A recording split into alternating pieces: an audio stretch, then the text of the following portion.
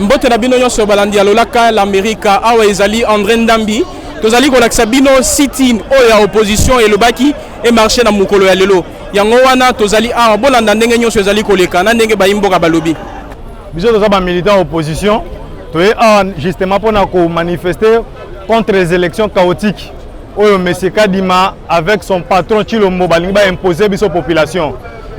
Monsieur le journaliste, rendez-vous compte que le bureau a saigné à monsieur Kadima et a composé à la société civile pro Tshisekedi na bato ya Tshisekedi ya IDPS na ba lié na ye. Opposition azata na poste moko te na kati ya bureau wana. Toko ke na élection te na banguna na biso. Yango to yaki poto kuta na Kadima poto yebise ke to lingi élection za la démocratique, transparence, inclusive et apaisée. To lingi ta sima maponami, makile tangana mboka, to lingi ta sima maponami, kongomani abo makongomani, makama tribalisme bima. Yango to yaki to solola na ye. Mais comme bango ba lingi kimia te, comme bango ba lingi population te, ba lingi koyoka te, ba tele biso gendarmerie ozomona wa, na ba soda na ba policier na ba moura ba garde républicaine, pour ba empêcher biso pour te s'exprimer. Toye pour la CENI. Maramounion se zole kana CENI oyo. CENI aza akokanga processus électoral te na maboko na eko maneti ya ye. En tant qu'institution d'appui à la démocratie, CENI il faut aider la population congolaise basala asala élection ami pone la ba dirigeant na. CENI akokoma juger parti te pour na kamoko asala ramamenga lingi. Deuxième na troisième ère opérationnelle. Yo tikala bomo na cartographie. Ba yisa ke côté ni ba centre ezalaki. Bazu fichier ba sel siko bazo nde. Bato bazo ebsebno bazo ni audit externe.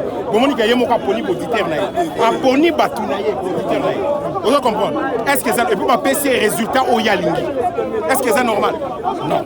Donc to yebi ba jio ndenge zoleka. To ko bundana bango tina suka. Na este kuna na bulanganda. Bazo ba batu. Na bulanganda bazo ba batu. Na zingite côté na ba soda. Et c'est ça occupé na ba Rwandais. Tobo iseni ya moyibi. Tobo iseni ya corruption. Na ke ko faire un relais. Na bana ya 10 ans. Na bana ya Neva. Na Kasai. Toboyi Félix a coopéré na Kabila. Parce que ça va enlèvement chaque jour. Les lots ont constaté que le bureau ya Kadima est monoculaire.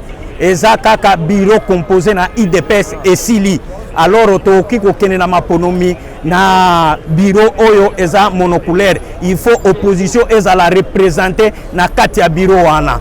Dede tozo senga ke bureau wana et permettre pour que les élections eza la transparente, crédible et apaisée et surtout l'audit du fichier électoral. Fichier wana il faut eza la auditer na ba experts internationaux et les experts nationaux. Alors biso to constater que non bazuka ba experts moko ya obédience na bango ya Afrique du Sud kaka wana kaka Kadima autaki. Alors to kondima yango te. Botu kolanda bongo ndenge bayi opposition ba lobby na tina ete bayaki po baya ko déposer mémorandum na bango kasi bakutanaki na police congolaise. Oyo eboyi epekisaki bango bakoma na niveau ya CENI po bakende ko déposer. Uto Kinshasa André Ndambi pona lolaka l'Amérique.